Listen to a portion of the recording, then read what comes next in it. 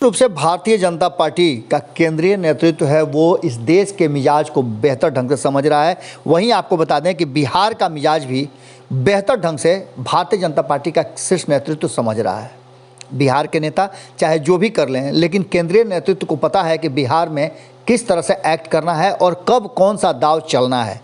एक नया दाव भारतीय जनता पार्टी ने चला है, जिस दाव को लेकर के एक नई रणनीति और प्लानिंग बनाई गई है, जिसने पूरे एनडीए को बदलने का कहीं ना कहीं इशारा कर दिया है। जैसा कि आप सभी जानते हैं कि बिहार में नीतीश कुमार के साथ भारतीय जनता पार्टी की सरकार चल रही है। इसमें दो दल और हैं।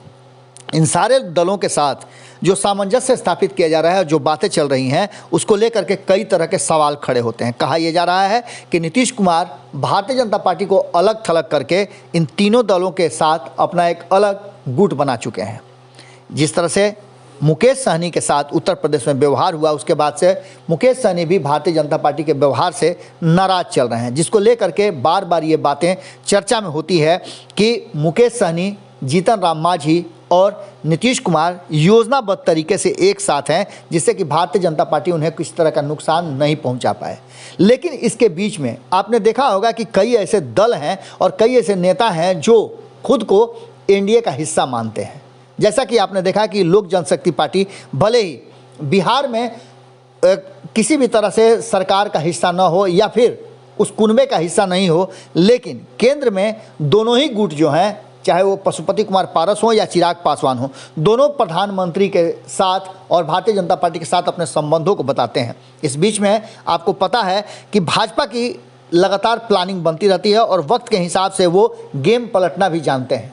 अब जो खबरें हमारे पास आ रही हैं कि उसमें कहा यह जा रहा था कि भारतीय जनता पार्टी से नाराज एनडीए के कई घटक दल महागठबंधन का हिस्सा बनेंगे और जो 24 सीटों का एमएलसी का चुनाव होना है, उसमें एक नए समीकरण के साथ महागठबंधन अपनी तैयारियां कर रही हैं। लालू प्रसाद ने तो इस बात को लेकर के कहीं ना कहीं एक बात कह भी दी थी कि कहीं ना कहीं अगर चाहे कई दल तो आ करके हमारे साथ चुनाव लड़ सकते हैं। उन्होंने तो सीट का भी कह दिया था कि अगर आवे तो हम उसके लिए तैयार होंगे। सीट की चर्चा भी हो गई थी कि 2-3 सीट जो है इन लोगों को देने के लिए तैयार हैं।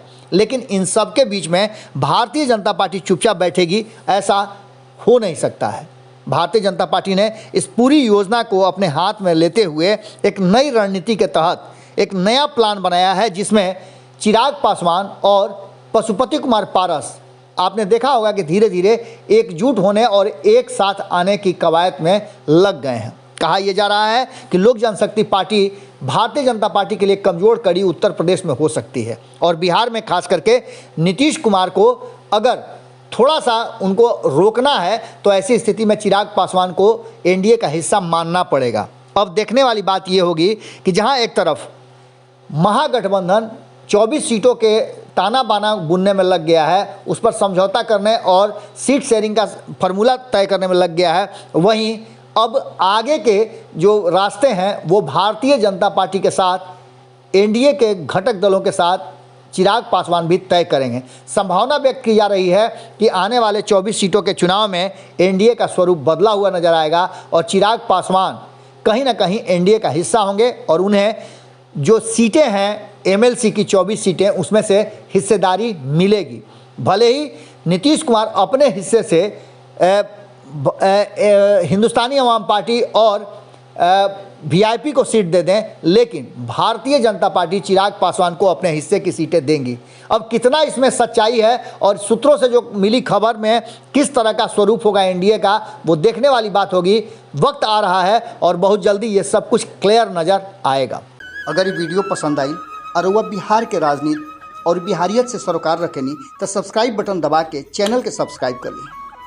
ओजे एगो घंटी बा, ओकरा बटन दबा देला से कुल सटीक और मारक खबर रुआ मुफ्त में मिल जाई।